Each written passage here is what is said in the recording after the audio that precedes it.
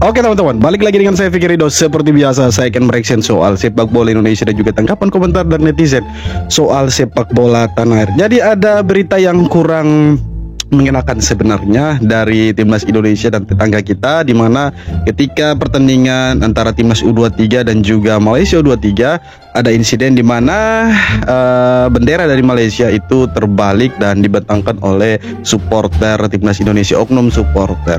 Nah, seperti apa tanggapan dan komentar dari netizen Malaysia dan Indonesia soal bendera yang terbalik itu, yang kabarnya fans Malaysia menuntut FAM selaku federasi dari sepak bola Malaysia untuk melaporkan hal tersebut ke AFC, AFF, bahkan sampai ke FIFA. Seperti apa tanggapan dari netizen? So mari kita simak sama-sama. Let's go bro.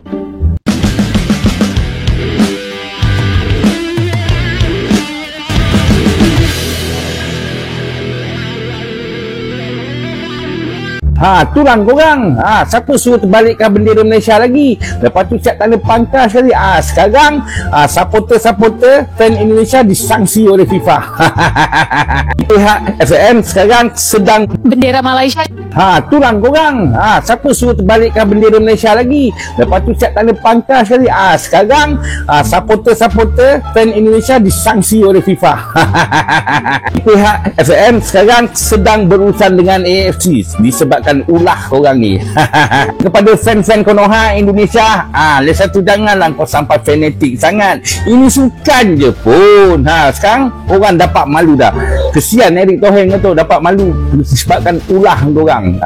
Jadi aku tak tahulah, mungkin supporter-supporter Indonesia takkan boleh masuk stadium lagi. Percayalah cakap aku.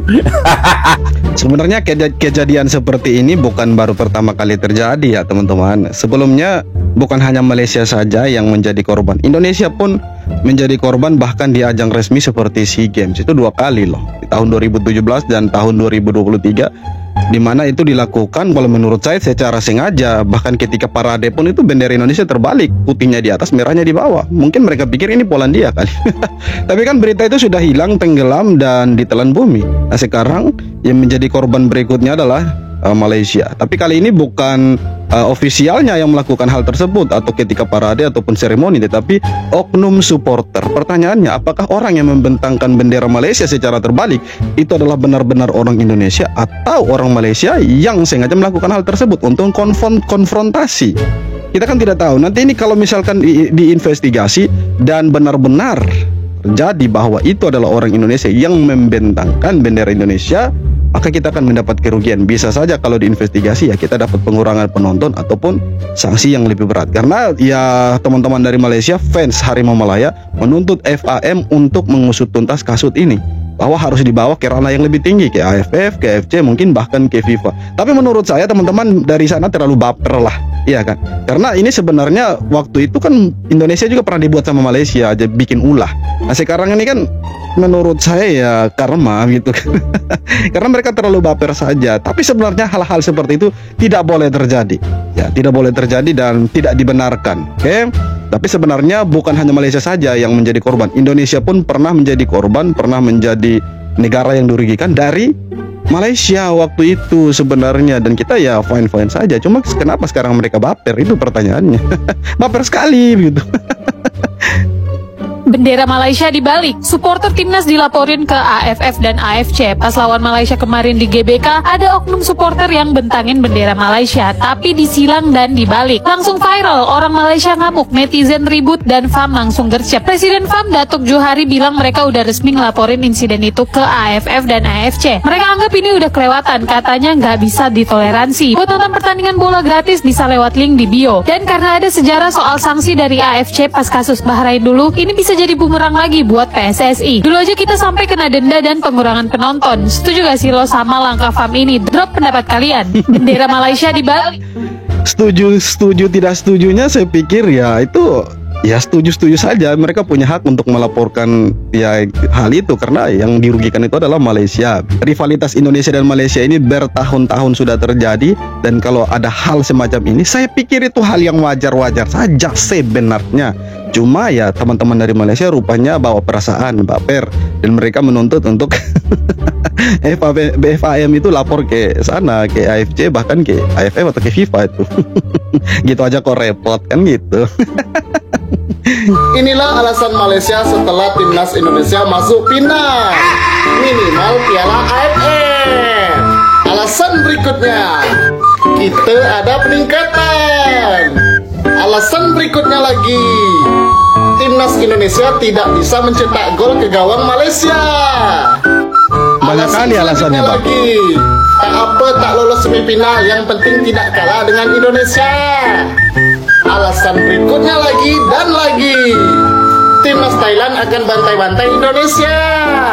Dan alasan selanjutnya, minimal Piala AFF, yang penting seri melawan Korea Selatan.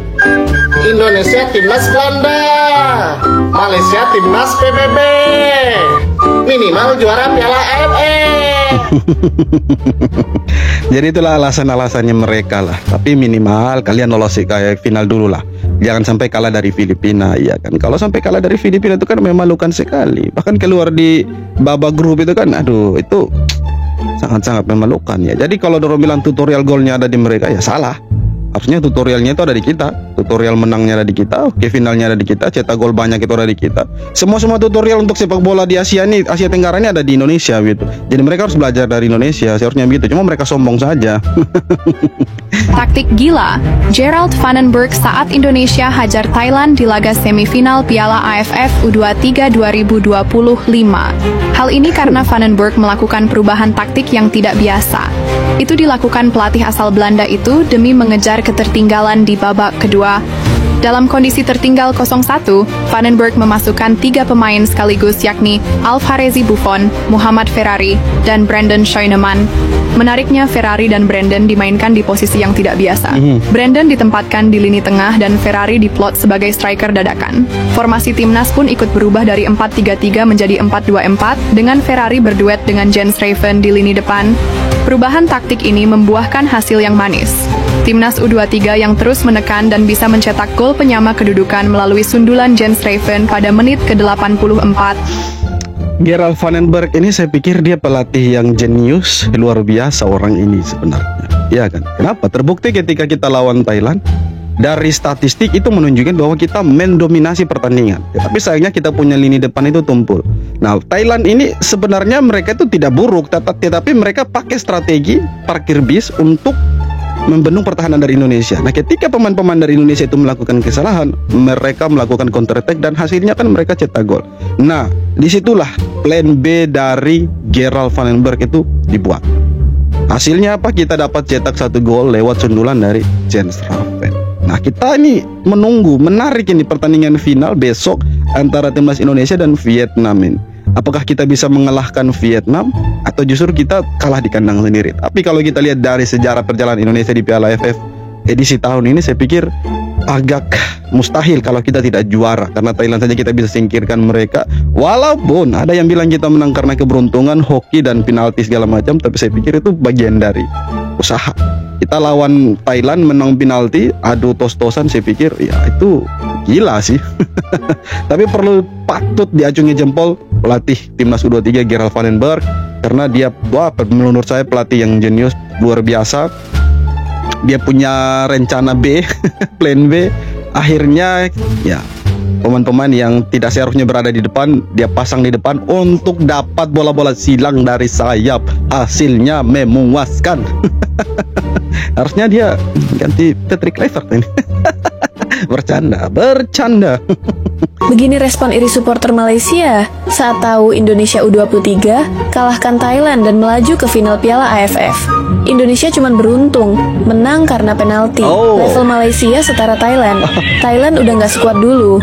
Lawan Malaysia aja gak menang. Paling yang juara Vietnam. Lagi-lagi katanya Indonesia cuma menang nasib, gak bisa menang lawan Malaysia. Thailand pun sengaja ngalah. Tapi ada juga yang memuji performa Indonesia U23. Dibilang semua tim parkir pesawat saat melawan Indonesia. Menang karena di kandang sendiri, wasit pun curang. Ya, semua tim yang lawan Indonesia betul, mereka parkir bis, parkir tronton, jadikan mereka punya setengah lapangan itu jadi lahan parkir, ya kan. Makanya kita itu kesulitan. Andai kata mereka bermain seperti Indonesia terbuka, ya open play, saya pikir habislah mereka itu, ya kan. Tapi ya kita patut berbangga, bersyukur timnas U23 kita sampai ke final. Itu sudah sangat luar biasa sekali. Dan yang terpenting kita dukung mereka, jangan sampai hujat-hujat pemain, karena pemain itu sudah berjuang luar biasa lah. Kemarin-kemarin yang hujat Robi Darwis segala macam, stop lah, janganlah. Pemain ini saya pikir 90 menit mereka berjuang. Kalaupun dia gagal penalti, saya pikir ya semua pemain kelas dunia pun pernah gagal penalti. Dan jangan sampai kita hujat-hujat pemain, bully-bully pemain, ya janganlah. Karena mereka sudah berjuang untuk timnas Indonesia. Mereka sudah memberikan segalanya untuk timnas Indonesia. Jadi ngapain kita bully-bully mereka? Nah, sekarang yang kita patut bersyukur itu kita masuk final. Dari sekian banyak negara yang ikut AFF edisi tahun ini di U23, Indonesia masuk final. Walaupun jalannya terjal, tapi kita mampu menghantam itu dan kita lolos final. Itu yang harus perlu disyukuri, bukan kita hujat-hujat pemain. Tidak ada gunanya. Apa gunanya kita hujat-hujat pemain? Toh dia tetap dapat gaji jadi pemain bola. Iya kan? Jadi berpikirlah. Aku cakap terus terang lah, sebenarnya Indonesia menang tu nasib, kau tahu? Nasib apa? Berarti kalahnya Malaysia, tersingkirnya Malaysia di babak penyisihan grup itu karena nasib juga. Mau dibilang begitu? Nasib buruk? Ha, tu gol pertama dia orang masa corner tu kan. Siapa penyerang tu dia tanduk, kau tahu dia tanduk bukannya buka mata, dia tanduk tutup mata macam mana? Gol nasib. Lepas tu gol kontroversi masa penalti. Siapa nama tu yang jersey nombor 3 tu? Kakang Radianto ke? Radianto dapat tahan, tetapi ref lah batalkan. Ini kontroversi, itulah aku cakap Indonesia menang nasib je. Betul tak?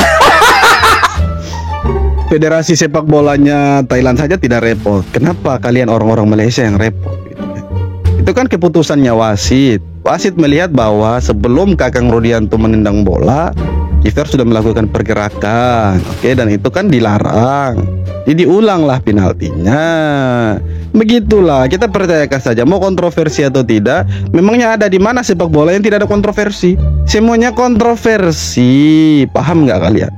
Harusnya kalian paham lah. Jangan mengada-ada yang tidak ada, begitu kan? Respect, momen supporter Thailand nyanyikan lagu dukungan untuk timnas Indonesia U23. Andai kan supporter Malaysia itu seperti ini, saya pikir ya kita akan baik-baik saja sebenarnya di media sosial. Tidak ada saling-saling hujat, troll segala macam. Tapi ini kan Thailand, bos, beda dengan mereka. Thailand ini memang respectnya luar biasa. Makanya kita sebagai orang Indonesia respect juga ke mereka. Bukan berarti kita tidak respect ke Malaysia. Respect juga, kan begitu. Semua kita respect.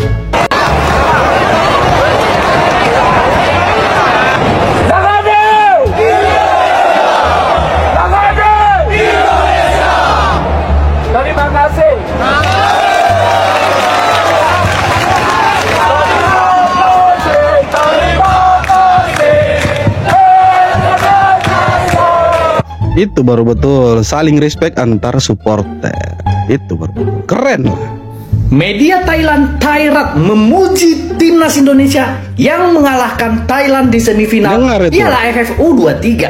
Ya, menurut media Thailand ini Indonesia bermain dengan sangat baik. Dan kalau kita lihat dari statistik, Indonesia memang mendominasi dengan 71% penguasaan bola, 16 peluang dengan 3 on target, dan passing akurasi yang mencapai 88%. Nah, media Thailand ini juga menyoroti penalti dari Indonesia yang di-save oleh kiper Thailand tapi digagalkan oleh wasit. Ya, menurut pelatih Thailand sebenarnya ini bisa diperdebatkan, namun keputusan sudah diambil dan Thailand menerima ini dianulir oleh wasit. Sementara itu, striker Thailand nomor 9 Fajar Setboy, Burapa, meminta maaf kepada publik Thailand karena gagal mengeksekusi penalti. Ya, from hero to zero, sebenarnya Fajar Setboy ini harusnya menjadi pahlawan karena menjadi pencetak gol Thailand di babak normal. Namun di adu penalti, Burapa gagal menunaikan tugasnya sehingga Thailand harus tersingkir di semifinal ini. Pelatih Thailand juga mengatakan mereka akan fokus untuk perebutan rank 3 Piala AFF. Good job buat timnas Indonesia. Ya, jadi prestasi yang luar biasa dari timnas Indonesia. Kita sampai ke final dan itu patut diapresiasi. Jempol sebanyak-banyaknya dari pendukung supporter timnas Indonesia untuk anak-anak yang sudah berjuang, gitu kan. Sampai final itu luar biasa. Saya yakin kita akan mengalahkan Vietnam nanti di laga final. Anak-anak dari Kim Sang-sik, yang kita tahu Kim Sang-sik ini ya pelatih yang luar biasa lah. Pemain-pemainnya itu bisa mengalahkan MU men, ASEAN All Star. Tapi ini berbeda, dia bawa Vietnam kali ini bertemu dengan Indonesia. Vietnam pun lolos secara dramatis, sempat tertinggal, akhirnya comeback dan menang 2-1 lawan Filipina. Kita juga seperti itu, kita tertinggal lebih dulu, kemudian comeback 1-1 dan menang adu penalti. Ya itulah Indonesia, dan tutorialnya itu ada di kita. Harusnya teman-teman Malaysia melihat itu, bahwa timnas Indonesia ini luar biasa dan harus diakui. Tapi ya mau bilang apa juga, mereka tetap tidak mau mengakui timnas Indonesia. Mereka tetap mengakui bahwa mereka itu lebih bagus dari Indonesia, padahal sejarah atau fakta yang sebenarnya tidak berbicara seperti itu. Fakta yang sebenarnya adalah Indonesia lebih bagus dari mereka, tapi mereka tidak mau menerima itu. Soal bendera yang terbalik, saya pikir kita serahkan saja sepenuhnya ke PSSI. FAM sudah resmi melapor ke AFC, nanti kita tinggal tunggu investigasinya seperti apa, hasil akhirnya seperti apa, apakah Indonesia dapat sanksi, apakah benar-benar itu disengaja atau tidak disengaja, nanti kita akan update beritanya teman-teman. Dan saya pikir itu ya hal yang wajar sebenarnya. Teman-teman Malaysia, kenapa kalian bangga? Sebenarnya kalian juga pernah melakukan hal yang sama kayak kita, tapi kan kita fine-fine saja. Hal yang begitu saya pikir ya lumrah lah terjadi karena sebuah fanatisme luar biasa lah sebenarnya. Itu yang menurut saya, daripada kita baku pukul anarkis kan, hal-hal seperti itu kan sebenarnya ya fine-fine saja sebenarnya. Bagaimana menurut teman-teman? Iya kan? Oke, jadi itu dia beberapa video tanggapan komentar dari netizen Indonesia dan Malaysia soal sepak bola Indonesia. Dan seperti apa tanggapan kalian? Silahkan tulis kolom komentar. Dan terima kasih banyak sudah nonton videonya sampai akhir. Kita jumpa lagi di video-video berikut. Hormat bro.